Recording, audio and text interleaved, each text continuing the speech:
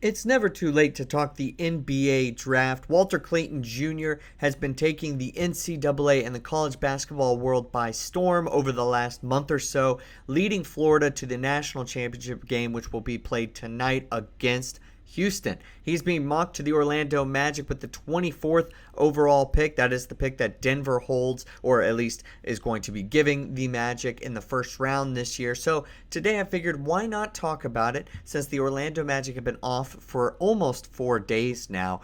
A little bit about the NBA draft that is coming up, because this is a huge story going on right now. Guys, welcome in. Though first, this is Magic Digest. I'm your host, Previty. This is your one-stop shop for Orlando Magic basketball content here on YouTube. Trying to get to 1,000 subs. We're doing it little by little with each video. So, guys, I appreciate the support, appreciate the engagement, whether or not we agree or disagree. I love reading your guys' comments about the Magic organization.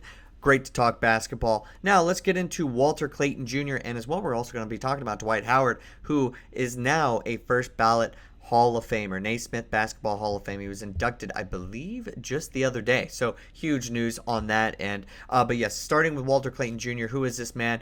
Transfer from Iona. He played for Rick Pitino in the revival of Pitino's career, and Pitino couldn't keep him around. He offered him $1,000. That was the story. They didn't have much NIL fund. He went to Florida and has been playing great basketball ever since. I believe he averaged something like 17, 16 points per game last year. This year, 18.5. And Florida was the number one overall seed after winning the SEC tournament, led by Walter Clayton Jr.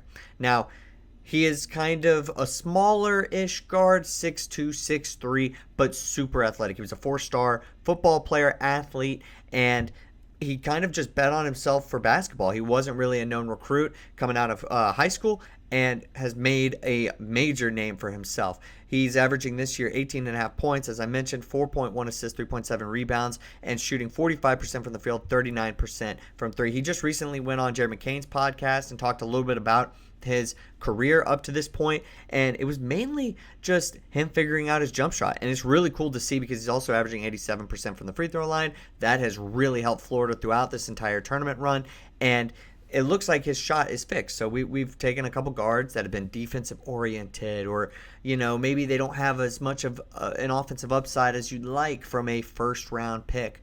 But that's not Walter Clayton Jr. He is a completely different player than Anthony Black and Jalen Suggs.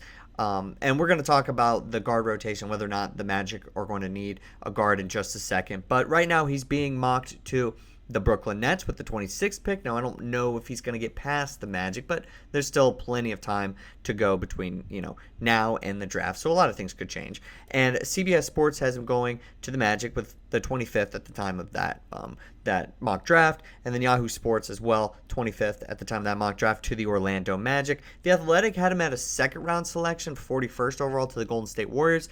But that was a little bit earlier on in the process. He seems to have, pretty much played himself into the first round consistently. You see that with a lot of mock drafts as of late. Kevin O'Connor of Yahoo Sports also did mention that this guy, number one or first round pick, is definitely some big time stuff. He's definitely had some big time moments in this tournament. He has been clutch, and he's definitely worthy of being a first round pick for a team. Jay Williams even went a step further this morning and said something along the lines of, after Cooper Flagg, he is one of the top 2 or 3 best players in this draft. Now, that might be a little bit extra. That might be a little bit much, especially for me, but he's certainly one of the best players in college basketball. The other day, Bruce Pearl actually mentioned that Janai Broome, the transfer from Morehead State to Auburn, who also led Auburn to a Final Four appearance, was the greatest or most impactful transfer of all time. Walter Clayton Jr. might actually be that. If not, he is top 2. If it's Janai Broome at number 1,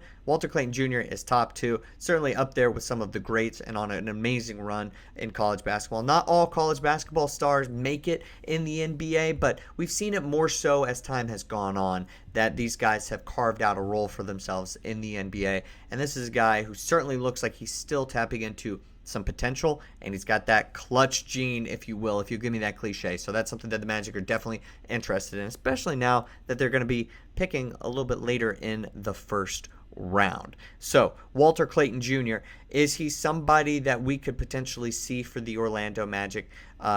Let me know in the comment section down below. They also got the 16th pick, so I don't think he would go that high, but things can change. A lot of different things can change, especially come draft time. He is a little bit on the older side, but we just got Tristan da Silva, so what does it really matter? Let's take a look at the guards that we have right now. Jalen Suggs obviously is the number one guy. We just paid this man, and he's getting paid a lot of money. 16 points per game. Definitely had an uptick in playmaking this past year, but a bit of a step back as far as the injuries were concerned. Had a little bit of that gray area type of injury. They kept him out for a long time. A little bit of setbacks in the rehab. They reassessed, gave him surgery, out for the year. Definitely a weird spot as far as injuries are concerned with his career. I forgot what the exact percentage of games he has played in his career was, but it's not as high as you'd like it to be this far into his career. But obviously we saw a ton of improvements, and he seems to be worth the money, especially when he's out there. He's one of the hearts and souls of this team. Speaking of hearts and souls, Cole Anthony is the other guard that we have on this team. He's not starting right now because that's Corey Joseph's job, because he's been playing extremely well. But Cole Anthony, after starting out the year really slow, really cold, he earned back Jamahl Mosley's trust and led us in December to 5 wins that we should not have gotten, okay? And that has been a huge help to this season, especially how this year has gone, especially where we are in the play-in conversation. Cole Anthony has played extremely well, but have we seen the best of Cole Anthony? It looks like he is about a 10 points per game to 12 points per game score off the bench. That seems to be his peak, and we would like some of his shooting percentages to go further up, and he doesn't seem to be the facilitator that maybe you would like in a backup point guard, especially a team that doesn't really have as a great number 2 option as far as the best assist man on the squad. The best assist man on the squad would probably just go to either Franz or Paolo, even if Jalen Suggs is out there on any given night, just because that's how the team is constructed. Now, Anthony Black is the most recent guard selection. A couple years ago, he's in his sophomore season now, and last year just felt like he wasn't ready for the NBA. This year seems to have really improved his shot, but has it been enough for us, or for the Magic, I should say, right? Because I'm not making this pick, to ignore a guy like Walter Clayton Jr., who clearly has some upside despite being on the older end of the spectrum, especially for some of the guards. Definitely something to be interested in and looking towards. If the Magic keep both of these picks, which I think they will, they're probably going to go guard and center, I think. That would be what I think they end up doing. Maybe they really try to invest in a true 2 guard here, or maybe they go both in the backcourt. I don't know if they will go both in the backcourt. That's maybe a conversation for another day. Really deep diving into what the Magic will do and how their current roster is and who they're going to potentially try to move in the offseason. I certainly think changes are coming. There's a level of roster construction for this team that is mind-boggling, right? They need more of shooting, and they need more scoring from that center position. So what they end up doing, how they end up shuffling the pieces, we're going to figure it out.